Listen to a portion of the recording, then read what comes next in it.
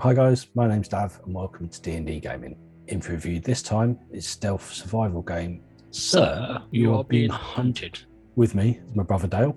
Hi guys, welcome back to the channel. Sir, You Are Being Hunted, alternatively titled Madam, You Are Being Hunted, is an open world procedurally generated survival horror stealth game developed by Big Robot Limited for Microsoft Windows, Mac OS X and Linux.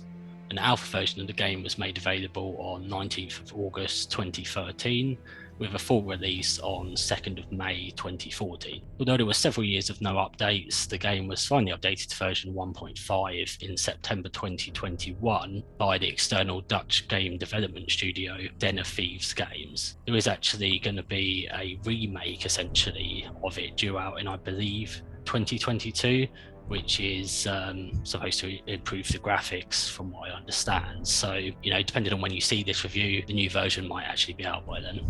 But this is going to be a review of the original. So, Dav, what are your first impressions? First impressions, this one horror-looking survival game, I guess. About all I've got to say, really, on sort of looking at screenshots and game footage and stuff. Yeah, similarly, like a stealth survival game where these tweed-wearing robots hunt you for sport while you creep around trying to collect the parts of this broken machine in order to get back home for a nice cup of tea. Splendidly British. So what about all your general thoughts following your playthrough? It's a brutally hard game. It has that progressive difficulty, so it just gets more and more difficult as you go through. And yeah, it's unforgiving, really. It can be hard to stay alive at times. It's a very stealthy game. I found it is best to avoid combat wherever possible as well. Yeah, same. Brutally hard at times and very unforgiving. Literally 2 shots from one of the robots and you're dead.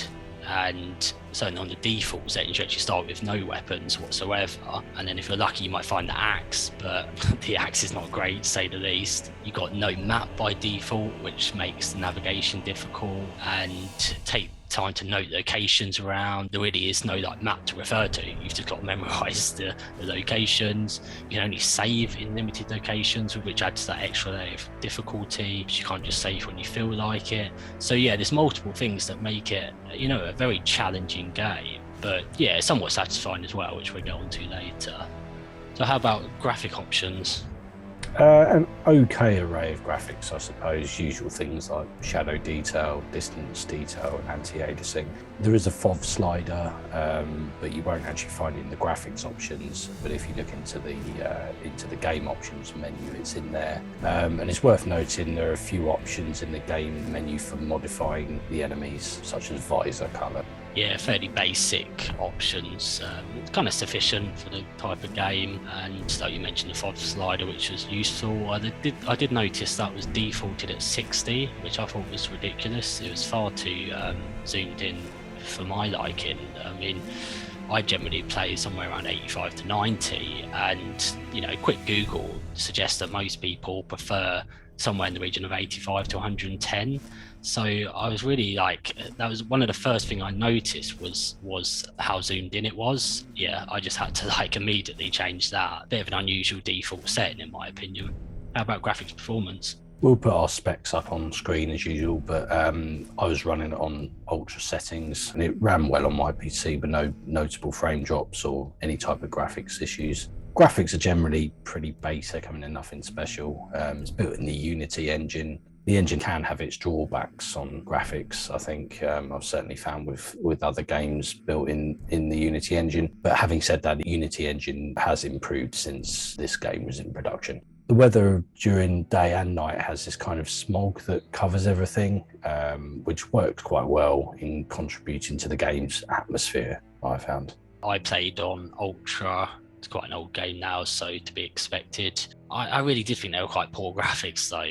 I wasn't impressed at all. Even kind of getting in the mindset of games from the same period, I think it was basic even for the time. I remember actually following the initial production of this and following the development on YouTube. And again, I do actually remember thinking the graphics don't look great. Quite a letdown for me, actually, with the graphics. I did also find the draw distances were terrible. Even, as I say, all my graphics settings were on full ultra settings. but there was this kind of lots of popping up of objects in the kind of middle distance, and that is not great when you're trying to spot distant objects such as the smoke for the fragments. Yeah, I don't know if you found this, but it's a terrible draw distances, so much popping in at times. It was ridiculous, if I'm honest. I don't think that could be my settings. I mean, I'm saying on 1440p, but I don't think that would make a difference. Yeah, I wasn't too impressed with that. There was no collision on any of the plants or foliage. It really kind of ruined the immersion. We put a quick clip on screen. You can see just how bad the foliage was, and the quality there is just terrible.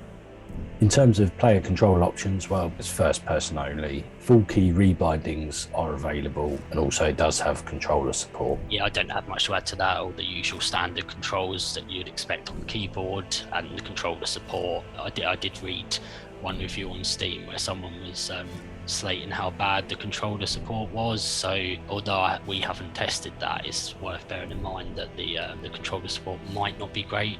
In terms of story, there's not much of one, I guess. Your aim through the game is to collect fragments that are spread across the procedurally generated islands that you create at the very beginning of the game.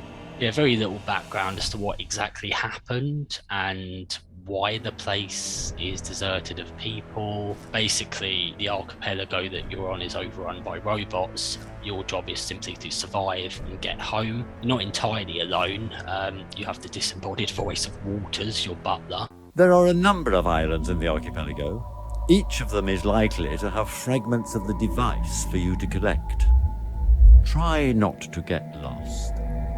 Who will help you to some extent and offer advice, but it's very vague as to what exactly has happened, which was a shame. I thought they could have expanded on the story a bit more, actually. I did notice there's notes dotted throughout in some of the houses, in the villages, etc. And they add a little bit to the story, but not enough to bulk it out. And from what I understand, there's quite a few of these notes dotted about. Yeah, I mean, I found one of the notes while I was going around, but it didn't really add much to the story, I guess. Maybe if you went and got around all of them, I suppose, then it might sort of piece together as more of a story. So how about game mechanics? So there's no tutorial or anything, and you're pretty much straight into the action. Your main objective is to collect the 17 fragments from across the various islands in the archipelago and return them to the stone circle. And once complete, they form a device to enable you to escape the island, pretty much. You do this by roaming the islands and searching for clouds of smoke that are rising from the fragment locations. Frequently, these will be guarded, and you need to distract or kill the guards in order to collect the fragment.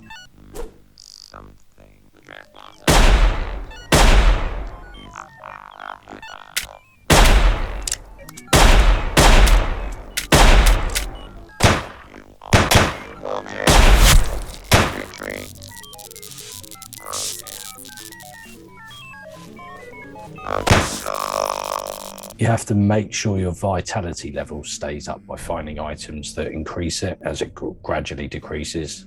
Let it drop too low and it will quickly start eating away at your health. There's a variety of enemies, from tweed-wearing, aristocratic, half-human-looking robots to robot dogs and robots on engine-powered flying robot horses, basically all robot-based. The scarecrows that appear in the crop fields are fucking annoying, and they alert all the other enemies that are nearby as well.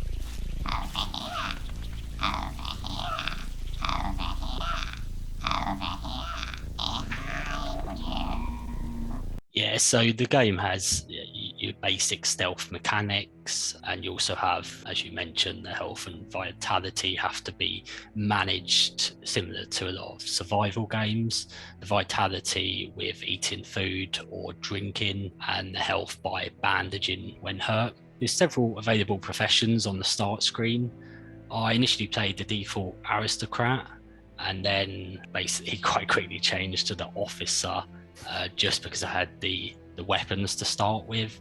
I did leave the all the robot settings as default, but yeah, my first playthrough, I just found it a little frustrating on the default settings and particularly hard. So the game is procedurally generated and each playthrough is unique, which is a nice touch. There are options to change the world settings, for example, the different biomes for the 5 different islands and the amount and type of enemies using what the developer calls the British countryside generator.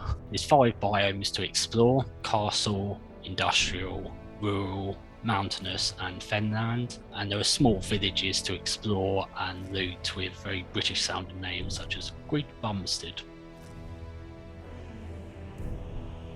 There's currently 9 AI robot models in game: the upper class hunter, middle class squire, lower class poacher, along with the dogs, scarecrows as you mentioned, the bog monster, balloons, riders, mechanical horse riding fox hunters, and the landowner, a huge aristocratic robot, which not sure if you can kill, to be honest. I just run the fuck away from him because he scared the shit out of me.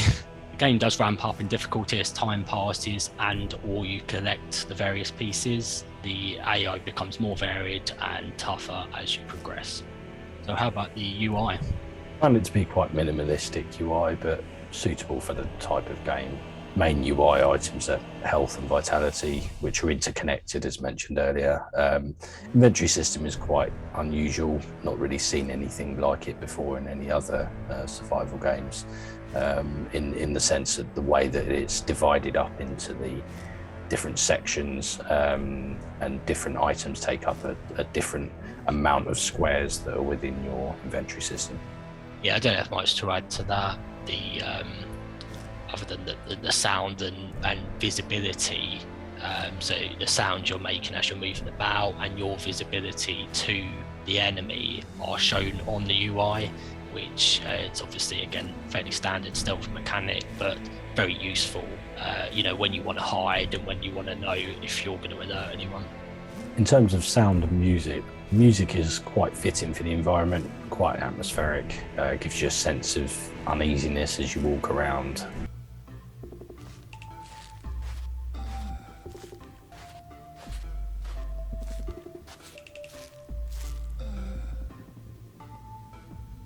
Not quite sort of horror-esque, but yeah, it kind of suits the survival type game. The sound of the robot guards hunting you is also quite creepy.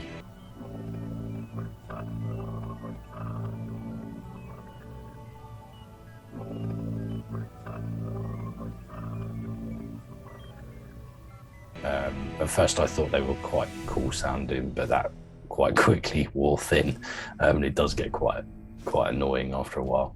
I noticed that sometimes when walking around on mud and low grass, a sound monitor part of the UI that Dale just mentioned, it highlights with red circles that show up, and it would show up sort of one circle when you're walking through really low grass.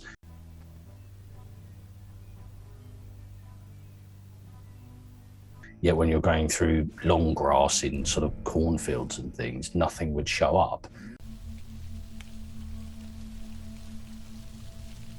And this just seemed kind of backwards to me, really, and didn't make sense. Also, when reloading the guns, it makes no noise on the sound monitor, which I thought was really quite crap. Yeah, I thought there's fairly good voice acting from the narrator, who is the butler. Splendid. But do be careful finding the next one. Quite limited, but the stuff he did say, fairly good voice acting there. The gun sounds are fine for the most part. They're not great, but they're kind of sufficient.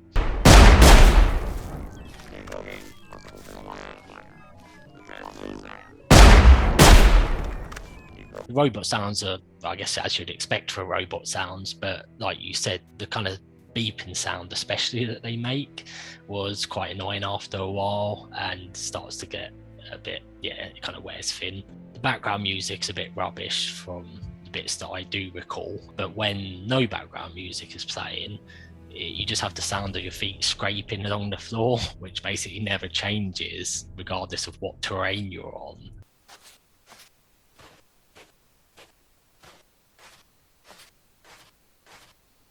And again, it's a small thing, but when you're playing for hours at a time with not much in terms of background music or anything, it got a little irritating.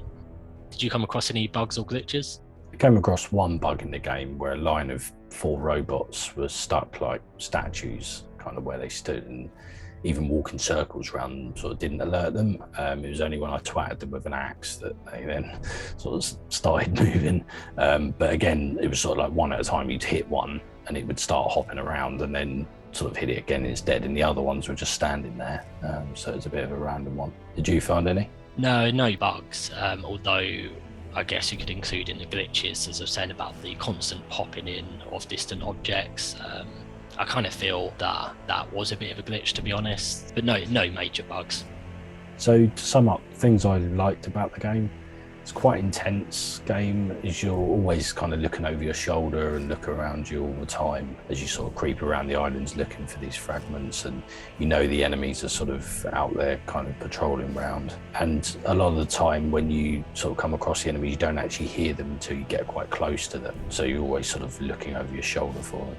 Quite inventive enemies such as hot air balloons that hover around looking for you and set off a really loud alarm if it catches you. I like the way you can create your own map world using the biomes selection at the beginning of the game.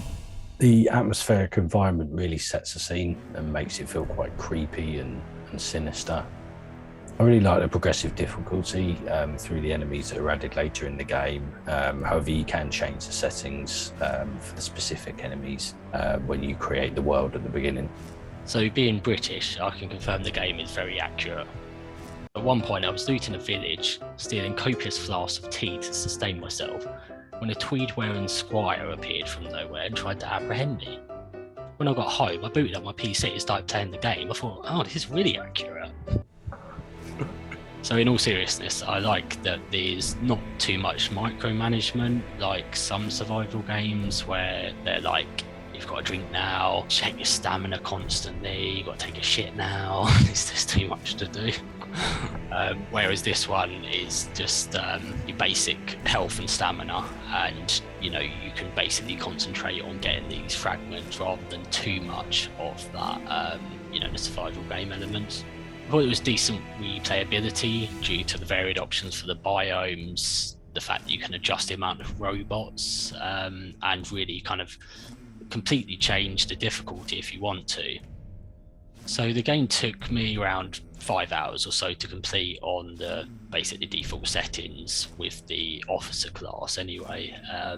And I thought that was, about the right amount. Again, fairly short, but for this type of game, I thought it worked, just about right. I like the variety of bots as the game progresses. As I mentioned before, there's 9 different classes, and as you progress, it gets more difficult, and that really adds a new kind of challenging element to it, because whilst you feel like you're getting towards the end, you're suddenly very aware of the fact that there's more of the robots, and you've really got to be on the ball to get all the bits before they just overrun the island basically. So in terms of things I didn't like or found annoying, it gets very same old kind of very quickly, a bit rinse and repeat with the collection of the fragment pieces. You just find yourself sort of wandering around the islands, just doing the same things, or just running around, finding where they are, running back, saving it. Although the environments are atmospheric, they can get a bit depressing, and there's not enough variety between the different biomes. Even though you've got sort of industrial, rural, mountains, they still felt like they were very much the same. Looting, I thought, could have been better. You don't go into any of the buildings, you just click on a button on the door, which I thought was a bit crap. And I don't feel like you're being hunted as such. I just found the enemies either hang around guarding the fragments, patrol around in groups, or sometimes you see occasional single larger enemies like the landowners walking up and down until they hear something, basically.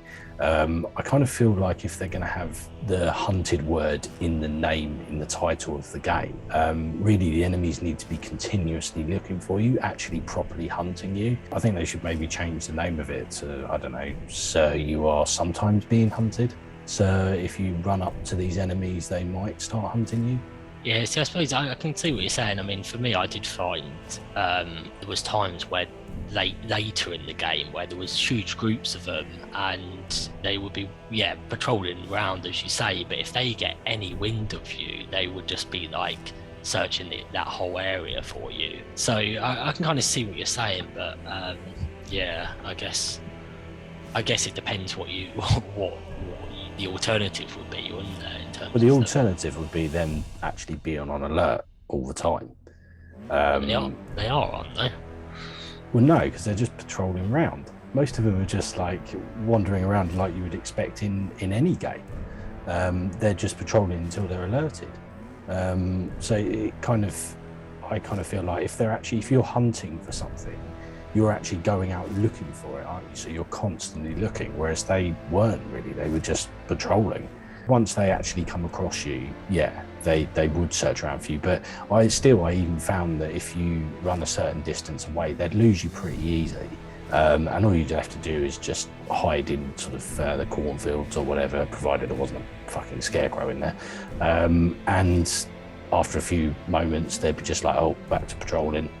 And then just wander off again. They could have expanded on so much more. I guess, you know, probably limited budget. They're basically an indie developer, but like going into the buildings, that would have a whole new element, but equally they'd have to do all those interiors then. So it's a hard call as a developer, I guess, as to how far you go with that sort of stuff. But with it does feel a little unfinished in some ways because of that. With the buildings, they could have just had no door on them. So you just walked in, and actually it would have been very easily to do the insides, because it could have been just completely trashed, and it's only just basically, it does feel like they cut corners because they thought, well, I can't be bothered to like basically spend the time creating an interior.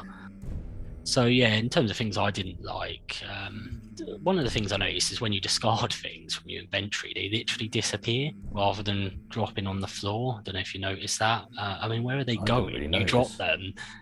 So it didn't cause any particular issues for me, but if you'd dropped a gun, for example, with the intention of reorganizing your inventory and then picking it back up, you couldn't, because it just disappears into nothing. A lot of games will form a small pile on the floor so you can pick them back up again, but again, an unusual way of doing it. I thought it was slightly boring biomes at times, as you basically touched on. A lot of the same, certainly lots of cut and paste of the buildings, like all the villages that virtually identical, just a handful of buildings that they've just dropped all over the map. I mean, again, it is procedurally generated, obviously, but could have definitely had more variety in the buildings. So we already mentioned about the map briefly, and you don't get a map by default. You can find it, you can find the maps, and one of the islands, I did find one in one of the houses. Still quite limited when you do find them, but one of my biggest gripes was that by default there's no map, but you got the symbols on the compass at the top of the screen, which direct you to the boats and the stone circle that you have to take the fragments back to.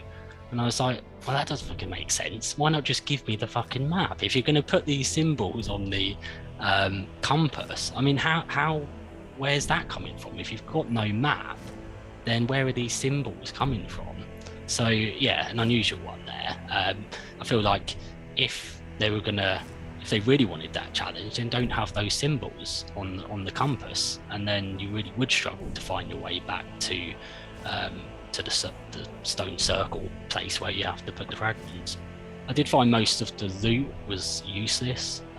The majority of the houses, for example, that you loot is just full of like bones and mouldy food, to the point where it's just like got a little bit ridiculous, seeing the same stuff over and over again. With the vast majority of it being stuff that you don't want to pick up anyway.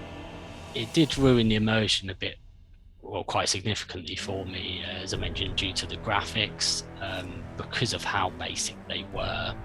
Again, some games that works perfectly fine with more basic graphics, but these weren't even necessarily basic graphics. They were just, in my opinion, quite poor graphics. No spoilers, but the ending was very poor, actually, and gave no greater insight into the story, which we've already touched on. You don't know much about it anyway, and you finish the game and you come away none the wiser. So they could have really done a lot to expand on the story, and I do feel like they almost like cut corners in a lot of places. So as we mentioned earlier about this, normally 2 of the robots gather around the objects that you need to find. Other times there's even more. So put a clip up on the screen that I basically came across one of the objects and it was just swarmed with robots, and there was no way you were going to stealth your way in to pick up that. And then when they're there, they basically just patrol a very small area and don't move away. So you'll be stuffed, and you'll see how that turned out for me. So do you think there are any missed opportunities in the game? I think more variation in the island biomes, although they're procedurally generated, they're very similar to each other in terms of rocks, trees, buildings, etc. And I guess in one way that comes down to, like you said, the graphics not great. Maybe their selection of sort of those items are not particularly extensive, so they're just repeated. Even where you have got areas that are sort of industry and mountains and stuff, you still got the same types of rocks, same types of coastlines, the same types of sort of mountains and trees and grass and all sorts. So I think they could have done a lot more with that, really, just by adding sort of even a handful more items in, and then allowed that procedurally generated aspect of the game to sort of take it to another level. Yeah, I think it would have been nice to see co-op. I think that would have worked really well actually in this game. You know, you could have 2 of you coming up with different ways to approach the enemies, and yeah, I feel that that's kind of a missed opportunity there. There is multiplayer, mostly updated in that recent 1.5 version in 2021, but apparently the multiplayer was broken for years. Yeah, when I checked the multiplayer, there were like 4 servers. Only 2 of them were public but were empty, and the other 2 were private servers anyway. So there's really very few people playing this game in multiplayer anyway. I think slightly better inventory management, although it's a slightly unique way of doing things. I mean, there are obviously other survival type games that have similar systems, but what they usually add is the ability to organize your inventory somewhat automatically. In this one, stuff just gets scattered everywhere, and you have to, if you want to reorganize your inventory, you have to physically drag stuff around every time you want to reorganize it, which, yeah, again, just very, very limited really. In terms of scores, I mean, I think if you're a fan of survival games and you're looking for a horror survival game that will challenge you and your survival game skills, then you'll probably like this. But if you're not a survival game veteran, then you may find it too difficult, even on easy, and might be best missed, as you'll just get frustrated with it, to be honest. Me, I'm kind of sitting on the fence with this one. It's not a great game for the genre. I think there are far better ones on the market, but on the other hand, it's not a bad game either if you can look past things like the graphics and the sort of very limited story. So I'm giving it a 6 out of 10. Yeah, I think under the surface there's a fundamentally good game here, but it's let down by poor graphics and limited gameplay and the virtual lack of a story. So I'm going to give it the same 6 out of 10. Well guys, thanks for watching. Please like, subscribe and comment. Hit that bell icon to be notified when we upload a new video, and we'll see you in the next one.